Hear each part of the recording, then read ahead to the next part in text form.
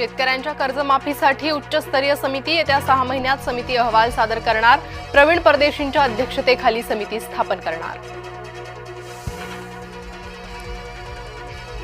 बच्चू कडूंचा सरकारला अल्टिमेटम, मागण्या मान्य न झाल्यास भारत बंदचा इशारा। संपूर्ण कर्जमाफीसाठी बच्चू कडूंचा एल्गार। जगात कुठेही ईव्हीएमचं मतदान होत नाही, सर्वत्र बॅलेट पेपरवरच मतदान होतं। मनसेच्या पदाधिकारी मेळाव्यातून राज ठाकरेंचा हल्लाबोल। 1 तारखेचा मोर्चा दणदणीत झाला पाहिजे, दिल्लीपर्यंत आवाज पोहोचवा। राज यांचं तमाम जनतेला आवाहन। मोर्चाला राज स्वतः लोकलने जाणार। आमच्या गाठीभेटी आता सुरूच राहणार, उद्धव ठाकरे आणि माझी भेट होतच राहणार। उद्धव ठाकरेंसोबतच्या भेटीवर राज ठाकरेंचं वक्तव्य।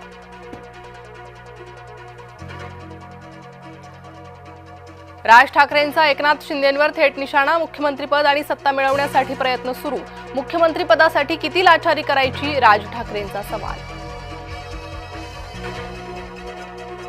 महाराष्ट्रात नमो टुरिझम सुरू करण्याचा डाव। शिवनेरी रायगडावरील नमो टुरिझम सेंटर फोडणार, राज ठाकरेंचा सरकारला इशारा।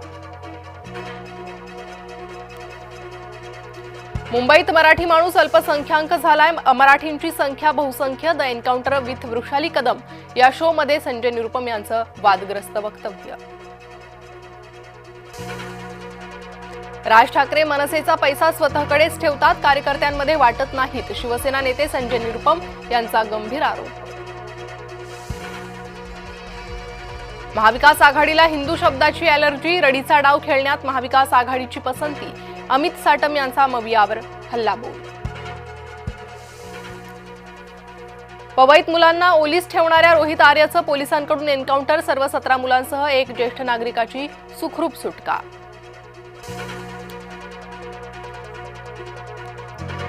सरकारच्या आर्थिक बेशिस्तपणाचा फटका लहानग्या मुलांना। राज्य सरकारने 2 कोटी थकवल्यानं आरोपीनं मुलांना ओलीस धरलं। काँग्रेस नेते विजय वडेट्टीवार यांचा सरकारवर निशाणा।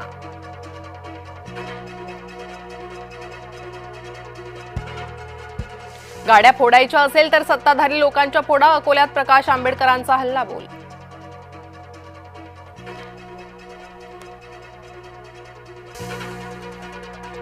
जैन बोर्डिंग प्रकरणावरून घाणेरडं राजकारण, तर काहींनी आपला स्वार्थ साधून घेतला। नाव न घेता मोहळांचा धंगेकरांना टोला।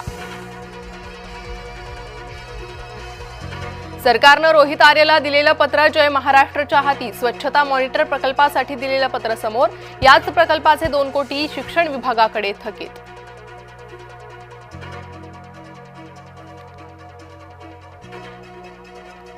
आधी मतदार याद्या स्वच्छ करा, हवं तर स्थानिक स्वराज्य संस्थांच्या निवडणुका वर्षभरानं घ्या। राज्यांचं मनसेच्या मेळाव्यात निवडणूक आयोगाला आवाहन।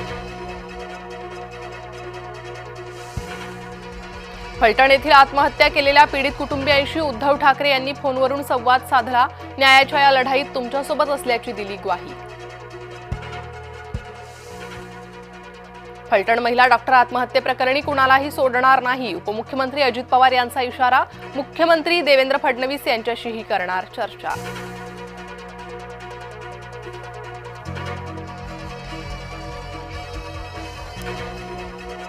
ठाण्यातील आपला दवाखाना योजना गुंडाळली, तर आरोग्य मंदिराच्या प्रस्तावाबाबत महायुतीमध्ये जुंपली।